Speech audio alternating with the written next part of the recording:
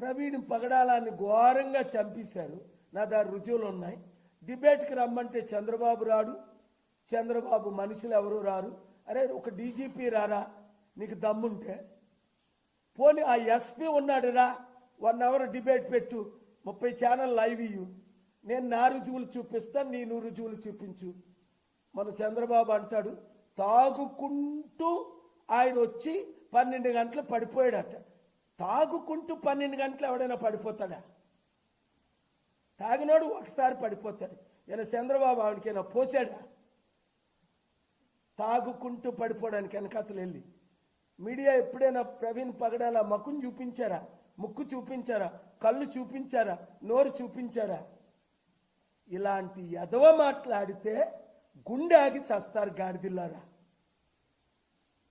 దమ్ముంటే మొన్న అంటాడు చంద్రబాబు నాయుడు, అందరూ రుజువులు అయిన తర్వాత నోరు మూసారట.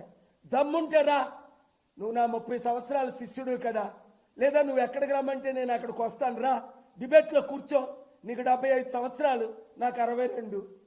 నువ్వే భాషలో మాట్లాడతావు? హిందీలో డిబేట్ చేస్తావా? ఒడియాలో చేస్తావా? తెలుగులో చేస్తావా? ఇంగ్లీష్లో చేస్తావా? మలయాళంలో చేస్తావా?